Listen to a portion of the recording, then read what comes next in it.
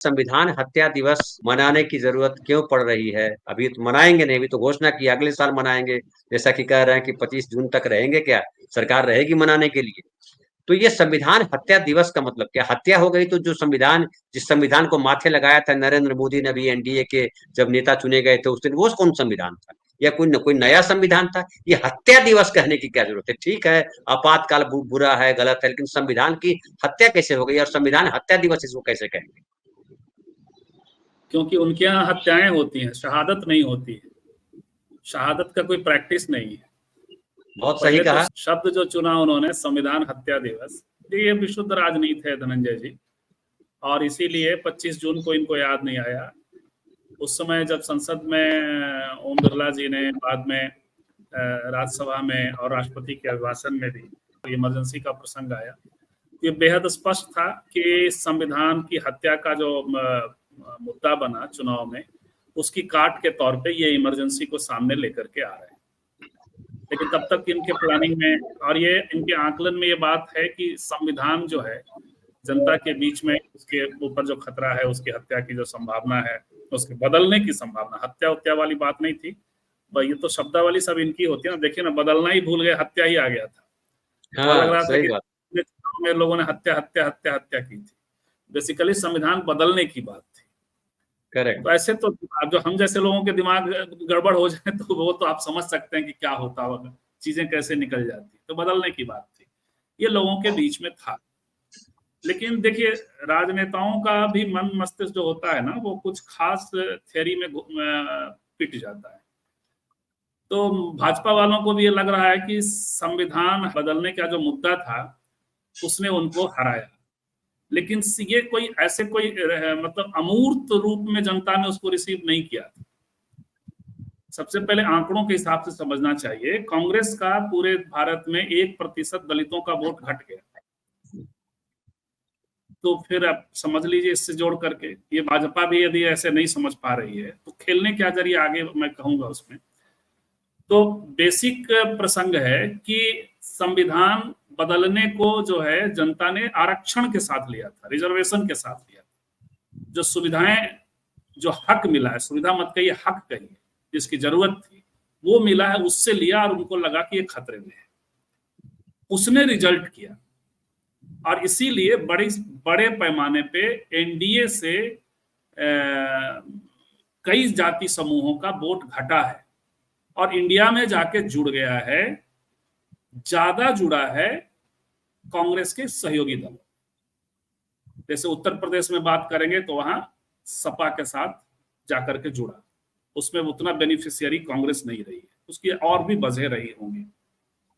अब चूंकि महाराष्ट्र इनको जाना है और हरियाणा जाना है, अब ये बात इनको लग रहा है कि संविधान की जो बदलाव के बदलने का जो प्रसंग है और उसने वहां कैरी किया है चीजों को, तो क्यों ना इसको हम डिबेट में लेकर के आए। ये इन्होंने हमारे आपके लिए आज घोषित किया है, ये मनाएंगे तो 25 जून को ही मनाएंगे।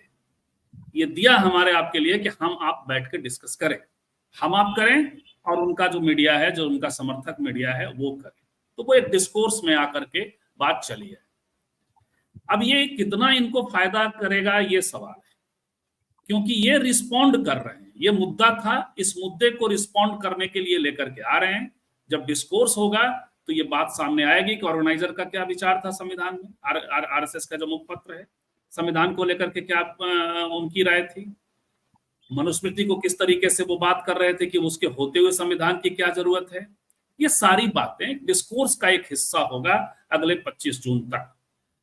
तो ये बाउंस बैक भी कर सकता है, इसलिए कि कई बार जैसे बालक बुद्धि बाउंस बैक कर गया इनको, इन्होंने कहा तो बालक बुद्धि, लेकिन अभी खबर आई थी आज ही कल में कि बैल बुद्धि को ज्यादा क्लिक कर गए लोग और वो बाउंस बैक कर गया इनके लिए। तो ये भी बाउंस बैक कर सकता है। लेकिन आपने जो कहा संविधान हत्या दिवस की जगह संविधान शहादत दिवस भी कर सकते थे, या संविधान बलिदान दिवस कर सकते थे, पता नहीं क्या कर सकते थे। ये संविधान का शहादत तो तब होगी जब संविधान को ये मानेंगे, संविधान को ऐसा ग्रंथ मानेंगे जो भारतीय समाज के लिए जरूरी है। शहीद कौन होता है? शहीद तो हरावल होता है ना समाज का, और हत्या वाला इनका तंत्र है। तो इसलिए उसमें जाए, तो हम इस पे बात कर रहे हैं कि पॉलिटिक्स क्या होने वाली है। पॉलिटिक्स देखिए, महाराष्ट्र में ये सब बातें चलेंगी, हरियाणा में चलेगी, झारखंड में भी एक मित्र बात कर रहे थे 4-5 बजे कि जो पत्थलगड़ी आंदोलन है उसमें भी संविधान को सामने रखा गया था, और पत्थलगड़ी आंदोलन से लेकर के इनके बनने तक, अपने हेमंत सोरेन के बनने तक एक सेंट्रल मुद्दा था। तो ये सब है, लेकिन अब सवाल ये होता है धनंजय जी कि इनको बाउंस बैक करेगा कि नहीं, ये अलग प्रसंग है। जो विपक्ष ने तैयारी की है उसके बाद लिस्ट ऑफ, आपने खुद ही पढ़ा, इस हत्या दिवस, ये हत्या दिवस, ये हत्या दिवस, तो फिर मैं सवाल, देखिए मेरा चिंतन क्यों विपक्ष पे अटक गया है, क्योंकि जो हो रहा है, जो है वो तो है ही, जो नहीं है जिससे वो खत्म होता, हम उसकी चिंता में जाते हैं। तो 4-5 बजे हम लोग बात कर रहे थे कि तो इनको क्या करना चाहिए, ये क्या करेंगे। तो देखिए, क्या करेंगे का नमूना सामने आ गया। प्रवक्ता लोग जब जो है, कीवर्ड वाले लोग जब आपके पार्टी चलाने लगेंगे, विचार नहीं पार्टी को चलाएगा, विचार जब पार्टी को नहीं ये करेगा तो दिक्कत होती है। मैं कह रहा था कि कॉन्स्टिट्यूशन का मतलब आरक्षण था, जिसको जनता ने रिसीव किया। तो भाई आप कहां पड़ गए आपकी, जाकर के आप मनाएंगे नौकरी हत्या दिवस, कौन रिसीव करने वाला है इस बात को लेकर, क्या हो जाने वाला है उससे। अरे भाई 10 अगस्त को मंडल दिवस भी आ रहा है, लकीर खींचिए ना सर, आप एक लकीर खींच दीजिए। 3 सरकारें हैं, एक सरकार में कोई एक प्रयोग कर दीजिए।